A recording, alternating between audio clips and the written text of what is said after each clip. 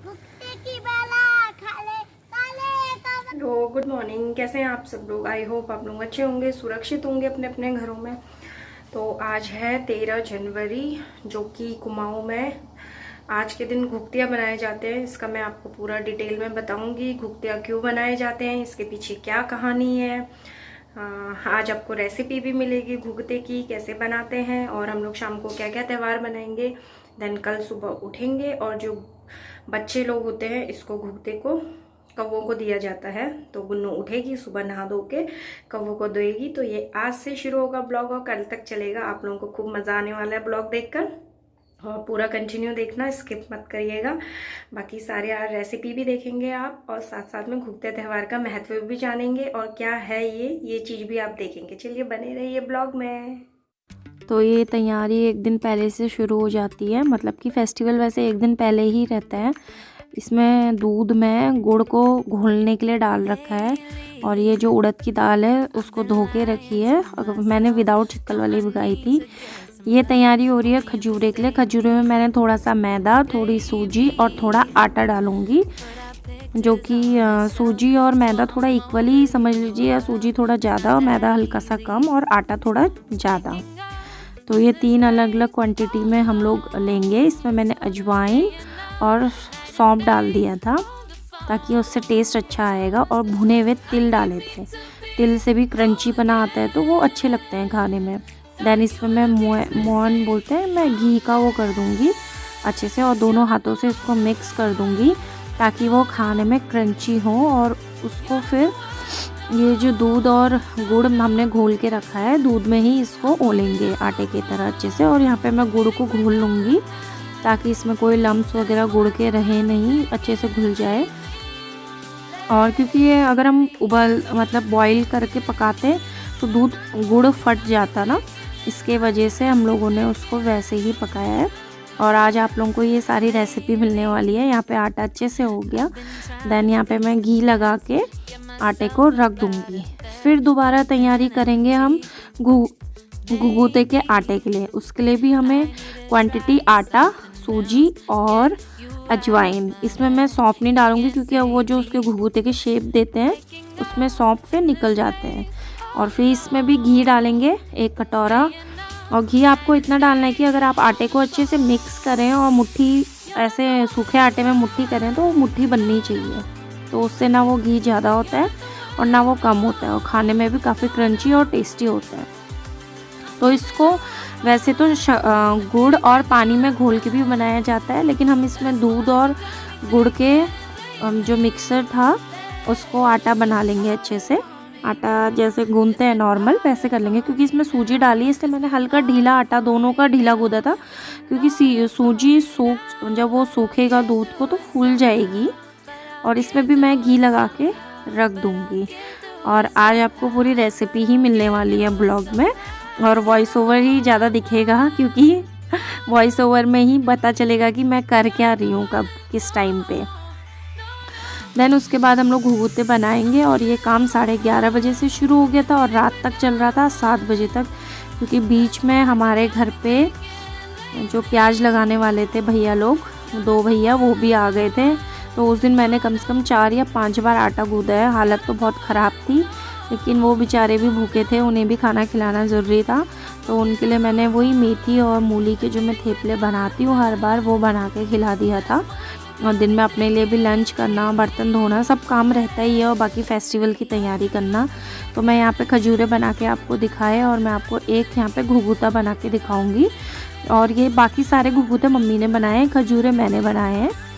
तो यहाँ पे मैं दिखा रही थी, ये भैया लोग यहाँ पे प्याज बो रहे हैं, और इन लोगों के लिए जो मैंने पराठे बनाए थे वो दिया, और वहाँ पे खा रहे थे।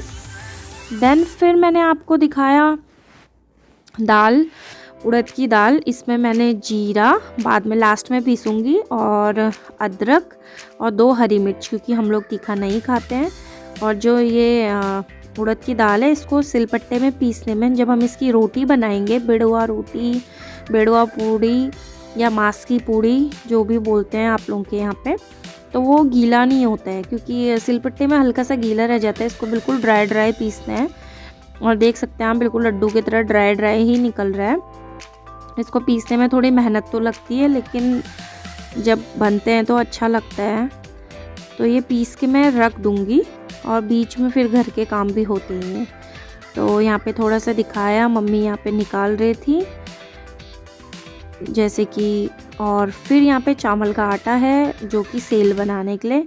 इसमें मम्मी ने दौन डाला है, और दौन से क्या होता है कि ये टूटते नहीं हैं, अच्छे बनते हैं। लेकिन हमारी जो कढ़ाई का शेप है ये इसके हिसाब से अच्छा नहीं है, सेल के हिसाब से। तो वो एक के ऊपर चढ़ जा रहा था, लेकिन अच्छे बने थे, खाने में टेस्टी थे। फिर मैं तैयारी कर रही हूँ यहाँ पे, क्योंकि बाहर ही हमने चूल्हे में बनाया था। इसमें मैंने अजवाइन और धनिया, हल्दी और धनिया पाउडर सूखा, ये सारा डाल देंगे। बाद में नमक मैं बाद में मिक्स करूँगी जब मैं बनाऊँगी उसी टाइम, क्योंकि पेस्ट बहुत गीला हो जाता है, पानी छोड़ देता है नमक, और रोटियां अच्छी नहीं बनती हैं, जो बिड़वा रोटी या बिड़वा पूरी होती हैं। और इस बार फर्स्ट टाइम मेरे से मतलब ये अच्छी बनी, वरना ये बनती नहीं थी। ये भी एक मतलब ठीक है कि त्यौहार के लिए अच्छा बन गया, वरना मेरे को इतना अच्छे से बनाना आता नहीं था। इवन आई थिंक एक बार वहाँ भी बनाया है मैंने विजयवाड़ा में, लेकिन यहाँ पे ज़्यादा अच्छा बना क्योंकि सिलपट्टे में पीसा था, थोड़ा पीसने वगैरह का भी पता चल गया था अच्छे से। तो यहाँ पे ये मैं आपको बना के दिखा रही हूँ, और नमक मैं उसी टाइम ही मतलब इसमें ऐड कर रही हूँ, जब मैंने मसाला अलग से थोड़ा थोड़ा लोइयाँ लेके उसी टाइम ऐड करूँगी। और फर्स्ट सेकंड थोड़ा मतलब होता ही है कि इतना परफेक्ट नहीं बनता है, उसके बाद धीरे धीरे परफेक्ट बनने लगता है। तो ये पूरा त्यौहार से एक दिन मतलब कि काकौआ से एक दिन पहले का प्रोसेस रहता है, क्योंकि पूरा दिन उस दिन बिजी शेड्यूल रहता है। और फिर मेरे तो जो भैया लोग आए थे प्याज लगाने वाले मेहमान, उनका भी काम मेरा बढ़ गया था। फिर गुन्नू को भी लाना पहुंचाना पड़ता है मुझे ट्यूशन के लिए। तो लेकिन अच्छा लगता है कि जो भी आए घर पे खा के जाए, कोई नहीं, थोड़ी सी मेहनत लगती है। तो यहाँ पे हमारी देख सकते हैं मांस की जो पूड़ियाँ हैं वो भी फूल रही हैं। देन हमने शगुन के लिए 4 बड़े भी बनाए, जो मांस की बैटर बचा था उड़द की दाल का, उसी का ये बनाया। और हमने सब कुछ चूल्हे में बनाया, सिर्फ खीर और सब्जी हमने अंदर गैस पे बनाई, बाकी सब हमने बाहर चूल्हे में बनाया। गरम गरम आग भी सेकते रहे और खाना भी बनते रहा। तो ये था मेरा खाना, सेमिया की खीर, सब्जी, मांस की पूड़ी, बड़े और सेल। ये स्टार्ट हो गया सेकेंड मॉर्निंग का। मेरी गुड़िया रानी दे रही है कौवे को काकौवा।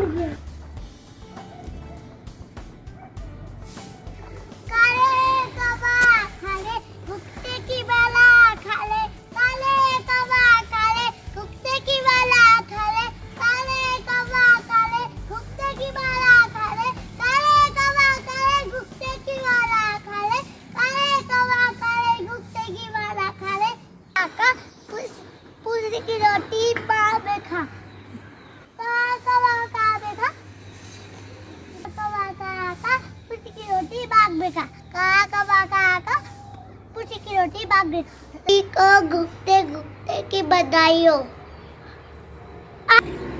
गुड मॉर्निंग सभी को, सभी उत्तराखंडी भाई बहनों को घुघते त्यौहार की बहुत बहुत शुभकामनाएं। और मुझको भी देखो, मैंने घुघते की माला पहनी है। ये देखिए गुन्नू ने घुघते की माला पहनी है। तो सबको अपना कल्चर फॉलो करना चाहिए, और सभी को घुघते त्यौहार की बहुत बहुत शुभकामनाएं। सभी के बच्चे हर साल ये घुघते के त्यौहार को बनाएं, क्योंकि ये बेसिकली जो इसकी कहानी है वो एक बच्चे से रिलेट करती है।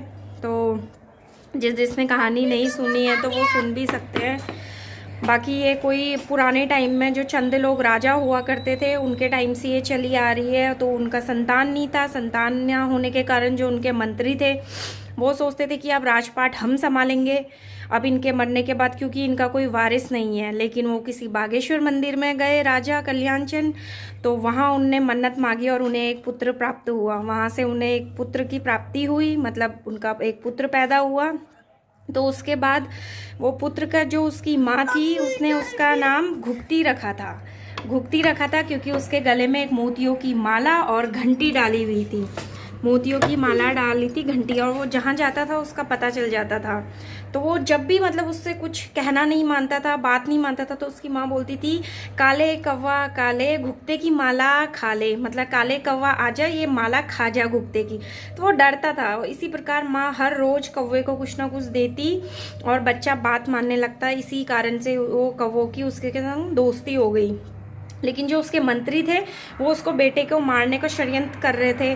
तो वो एक दिन उसको जंगल में लेके जाते हैं। जंगल में लेके जाने के बाद उसको कौवे देख लेते हैं। कौवे देखते हैं तो वो सारे कौवे उसके पीछे पीछे चले जाते हैं मंत्रियों के, और उसको चोंच मार मार के वहाँ से भगा देते हैं। और जो उसकी माला होती है वो एक कौवा जो घुघती होता है वो ऐसे ऐसे दिखाता है, इंडिकेट करता है कि ये मुझे ले जा रहे हैं। एक कौवा उसके हाथ से माला खींच के लेके जाता है और राजभवन में रख देता है, और का का करता है। तो उसका जो बाप होता है राजा, वो देखता है, वो उसके पीछे पीछे जाते हैं और उनको अपना जो बेटा होता है वो एक पेड़ के नीचे बैठा हुआ मिलता है। उसके किनारे सारे कौवे उन्हें घेर के रखते हैं। तो उस दिन फिर उसको घर ले जाया जाता है और कौवों के लिए दावत बनती है, मतलब घुघते बनते हैं मीठे आटे में गुड़ का शक्कर का पानी से घुघते बनाए जाते हैं और कौवों को देते हैं। तो कौवों को देते हैं, फिर उसके बाद उनकी माँ मतलब एक ये कुमाऊनी जितने भी हैं सबके लिए डिक्लेयर करती है कि इस दिन मकर संक्रांति के दिन ये चीज़ आपका मतलब कि घुघते त्यौहार हमेशा कुमाऊं में मनाया जाएगा। तो ये है एक कहानी इसके त्यौहार की। और कहते हैं काले कौवा काले घुघते की माला खा ले, और कई लोग ऐसा कहते हैं का कौवा का पूस की रोटी माघ में खा। इसका भी एक लॉजिक है, क्योंकि हम रात में खाना बनाते हैं जब पूस का महीना होता है, लास्ट डे होता है पूस का, और खिलाते उसको माघ के सुबह हैं, जब माघ का महीना लग जाता है उसकी सुबह, तो वो पूस की रोटी माघ में खा। ये इसके पीछे की कहानी थी। और सॉरी कहीं भूल चूल हुई होगी, कहानी में थोड़ा सा आगे पीछे हुआ होगा, क्योंकि जितना मुझे पर्सनली पता था उतना मैंने आपको अपना नॉलेज शेयर किया है। बाकी हर चीज़ हर त्योहारों के पीछे कुछ ना कुछ लॉजिक होता है, जो लॉजिक हमें पता नहीं होता है, और हमें वो लॉजिक जानना चाहिए कि वो लॉजिक है क्या और वो त्यौहार हम क्यों बना रहे हैं। तो चलिए अब उसके बाद हम अपना नाश्ता पानी करते हैं और जो भी है त्यौहार सेलिब्रेट करते हैं। और आज मैं खटीमा जाऊँगी थोड़ा मम्मी से मिलने के लिए त्यौहार के लिए। चलिए बने रहिए ब्लॉग में।